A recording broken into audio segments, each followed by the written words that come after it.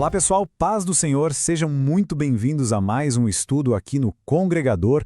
Hoje a gente vai mergulhar fundo em um capítulo, olha, um dos mais intensos e, para ser sincero, um dos mais difíceis de toda a palavra de Deus, Jó capítulo 17. Não é uma leitura fácil, não é para quem tem o coração fraco, mas é um verdadeiro espelho da alma, sabe? Principalmente naqueles momentos de maior escuridão. É um clamor que ecoa com uma força impressionante através dos tempos. Pois é, o capítulo já começa assim, com essa declaração que é devastadora. E eu quero convidar todos para a gente tentar entender a profundidade disso aqui. Isso não é só uma frase num livro de milhares de anos. É o grito, sabe? Um grito cru vindo de uma alma que chegou no seu limite absoluto, no fundo do poço do desespero. É um sentimento que, em algum nível, talvez a gente até já tenha sentido ou chegado perto de sentir em algum momento da nossa caminhada. Então, nessa primeira parte do nosso estudo, a gente vai olhar de perto esse colapso total, interno, que Jó estava vivendo.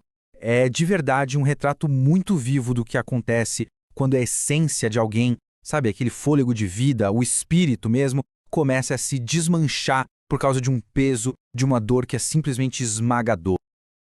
Percebam aqui uma coisa, a dor de Jó é tão, mas tão grande que ela começa a se manifestar no corpo dele. A tristeza não fica só no coração, não. Ela embaça a visão dele, é como se fosse uma neblina bem densa que vai escurecendo tudo ao redor. E é verdade, né? Uma dor tão profunda assim tem esse poder. O poder de nos cegar, de não nos deixar ver a beleza e a esperança que, mesmo ali, ainda existem. E essa imagem aqui, nossa, ela ilustra com perfeição o resultado dessa dor toda. Ele se sente sumindo, sabe? Como se fosse uma foto antiga que vai desbotando com o tempo. É exatamente essa a sensação, a de ser uma sombra. Você está ali, presente, mas sem vida, sem peso, sem força nenhuma. Aqui a gente vê em detalhes a ruína completa da vida de Jó. Não foi só uma coisinha que deu errado, foi tudo. O passado dele, os dias que ele viveu, acabaram. O futuro, os planos que ele tinha, tudo destruído. E o agora, o presente, os desejos do coração dele, quebrados. É a aniquilação total de uma vida. É muito forte isso. Bem, agora a gente vai ver que a história muda um pouco de foco. A gente sai um pouco do sofrimento que está dentro dele para olhar os ataques que vêm de fora.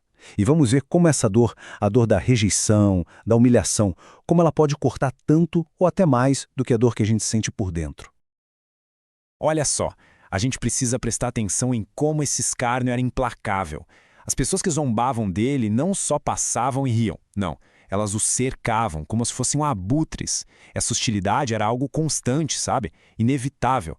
Era o que os olhos dele eram forçados a ver dia e noite, sem descanso nenhum. Aqui a gente começa a sentir a vergonha profunda que ele sentia. A vergonha de virar um mau exemplo, sabe? Aquela história que contam para assustar os outros.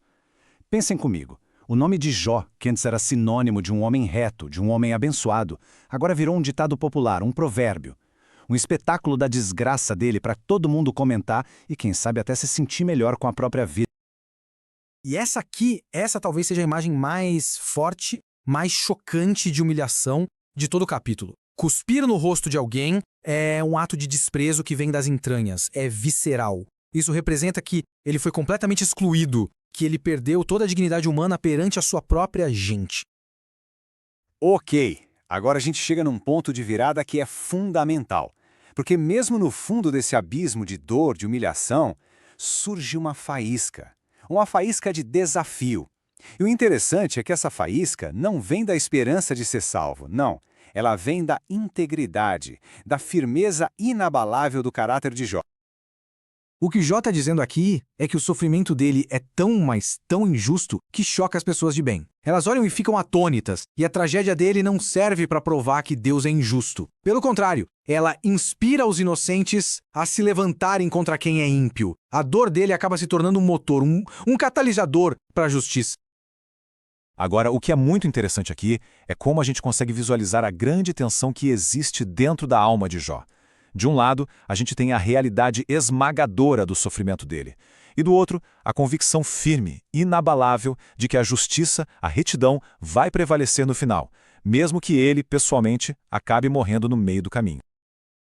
E agora a gente chega no ato final desse lamento, Aqui Jó simplesmente arranca qualquer tipo de consolo falso, qualquer esperança vazia, e ele encara de frente a realidade nua e crua da nossa mortalidade, olhando direto para a sepultura, sem piscar. Olha, é muito importante a gente entender esse conceito aqui. O Sheol, para os hebreus daquela época, não era o céu, e também não era o inferno como a gente pensa, um lugar de castigo. Era simplesmente o destino de todos, um lugar de silêncio, de escuridão, de pó. E para Jó, naquele momento, essa era a única realidade que esperava por ele. Entender isso faz com que as palavras que vêm a seguir sejam ainda mais fortes, ainda mais impactantes. É com uma aceitação sombria, quase uma resignação com o destino, que Jó começa a descrever como ele está se preparando para a sua nova casa. Ele não está mais pensando em arrumar a cama dele aqui entre os vivos, mas sim em estender o seu leito lá, na escuridão da sepultura. Gente, que coisa assustadora e, ao mesmo tempo, tão poética. Jó está criando uma nova família, a partir da podridão, da decadência. Como ele perdeu todo o mundo, toda a família no mundo dos vivos, agora ele diz que o túmulo, que os vermes, são os parentes mais próximos dele. O que isso significa? Significa um rompimento total, absoluto, final com o mundo da vida. E aí a gente chega no ponto crucial. Essa é a pergunta devastadora, o ponto mais alto de todo o lamento dele. E ela fica no ar, sabe? Sem resposta fácil.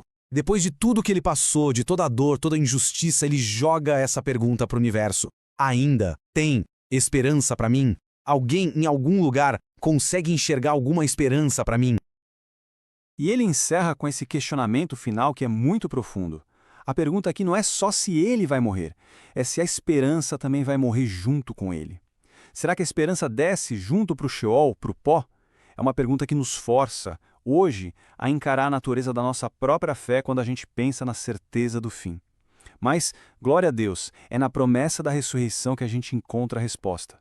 Uma resposta que Jó, lá naquele tempo, ainda não conseguia enxergar com clareza. Que o Senhor nos abençoe.